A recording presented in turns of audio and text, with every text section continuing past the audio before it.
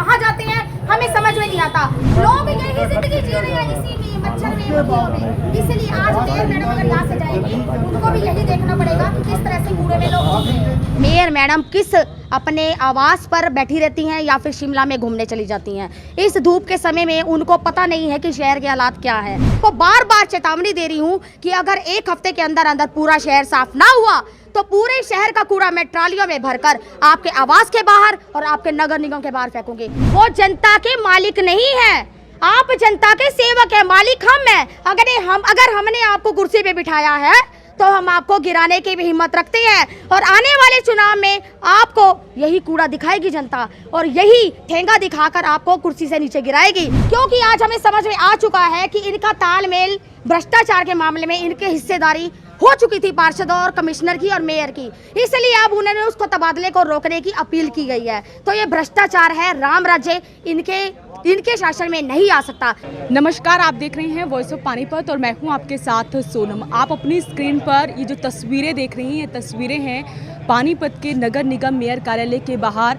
आपने कल देखा होगा और हमने आपको तस्वीरें दिखाई थी जब महिला कांग्रेस की जो नेत्री थी उन्होंने सफाई व्यवस्था को लेकर जो है सवाल खड़े किए थे। वहीं अब जो है आप पार्टी की महिला नेत्री भी यहाँ पर पहुँची हैं, साथ ही गीला कूड़ा लेकर पहुँची हैं और उन्होंने जो है नगर निगम मेयर कार्यालय के बाहर जो है कूड़ा डाल दिया। उनसे बातचीत करते हैं कि आज वो किस लिए यहाँ पर पहुँची। हाँ जी मैम, आज किस लिए यहाँ पर पहुँची? आज का कारण ये है यहाँ पहुँचने का कि मैं वार्ड 3 की निवासी हूँ। वार्ड 3 से लोगों के एक दिन में 20 बार फोन आ रहे थे कि शहरों और गलियों में, पूरी सड़कों और पूरे शहर में कूड़े से लबालब है।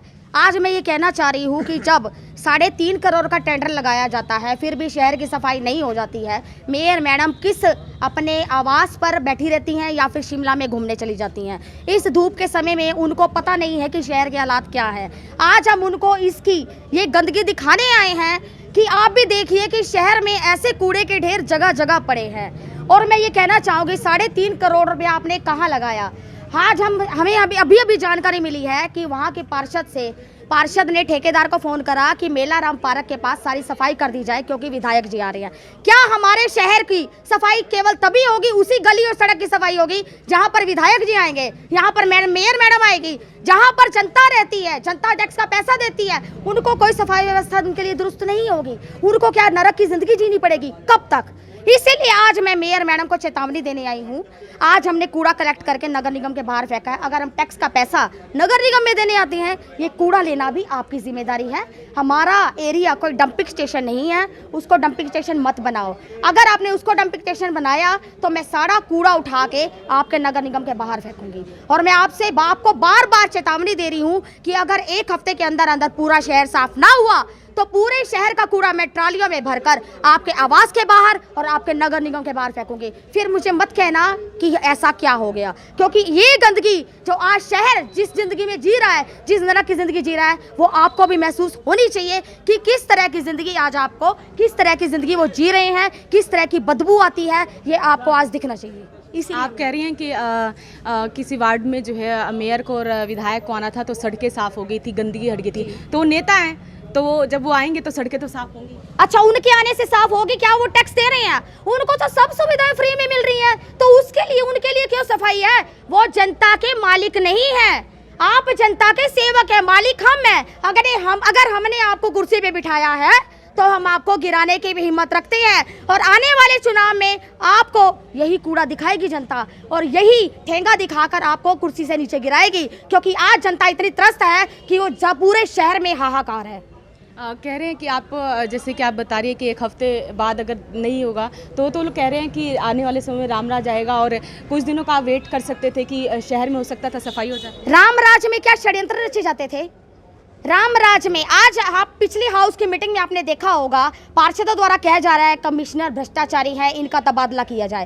पीठ पीछे वही लेटर हमारे सामने आया है कि जिस लेटर पे सभी पार्षदों ने ऑलमोस्ट सभी पार्षदों ने सिग्नेचर किए हैं कि इनका तबादला रोका जाए। क्योंकि आज हमें समझ में आ चुका है कि इनका तालमेल भ्रष्टाचार के मामले में, इनके हिस्सेदारी हो चुकी थी पार्षद और कमिश्नर की और मेयर की, इसलिए अब उन्होंने उसको तबादले को रोकने की अपील की गई है। तो ये भ्रष्टाचार है, राम राज्य इनके शासन में नहीं आ सकता।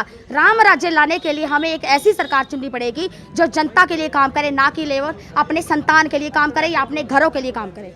इन दिनों तो मेयर भी जो है बाज़ारों में घूम रही हैं, कभी नालियों की सफाई करवा रही हैं, कभी कुछ करवा रही हैं। मैंने उन्हें नाम दिया था निरीक्षण की देवी, मैं उन्हें केवल कहूंगी निरीक्षण की देवी हैं। किसी दिन आप समाधान की देवी बन के देखिए, तब आप जनता आपके सिर पे फिर से हाथ रखेगी और आपको अपना आशीर्वाद देगी।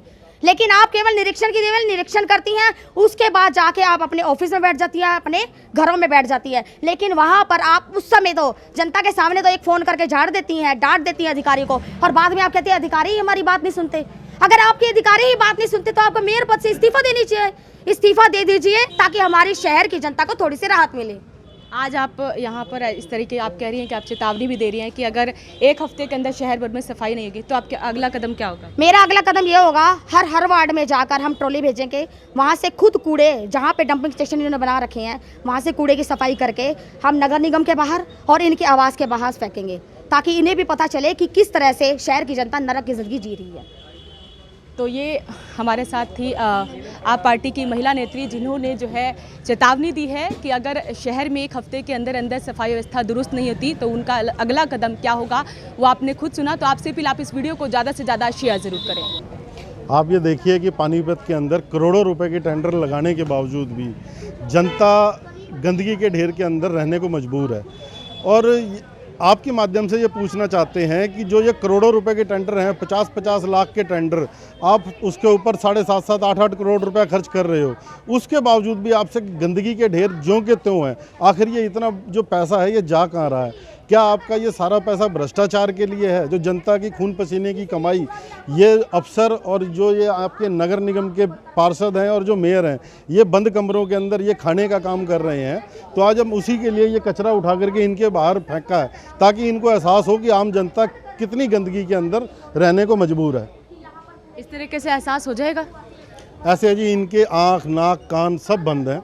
इनको सिर्फ इस टाइम में भ्रष्टाचार दिखाई दे रहा है कि पानीपत की जनता को किस तरह से लूटा जाए। इनका ध्यान सिर्फ उसी तरफ है। आप ये देखिए कि अभी एक चिट्ठी भी इनकी अपना वो हुई है, लीक हुई है।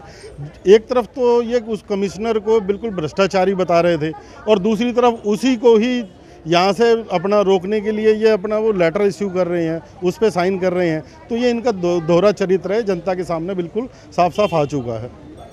तो आप ये तस्वीरें देख रहे थे पानीपत के नगर निगम मेयर कार्यालय के बाहर से, जहां पर अब जो है आप पार्टी की महिला नेत्री जो है खुलकर सामने आई हैं। उन्होंने जो है यहां पर गीला कचरा जो है उन्होंने वहां पर फेंक दिया है।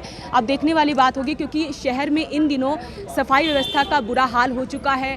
हर एक गली में, हर एक वार्ड में जहाँ देखो सफाई व्यवस्था का बुरा हाल हो चुका है। शहर में सफाई के नाम पर पहले भी करोड़ों रुपए खर्च हुए, अब भी करोड़ों रुपए खर्च हुए रहे हैं, लेकिन उसके बावजूद भी शहर में सफाई व्यवस्था बुरी तरह से जो है चरमराई हुई। तो आप क्या कुछ कहेंगे इस खबर को लेकर, हमें कमेंट बॉक्स में जरूर लिखें।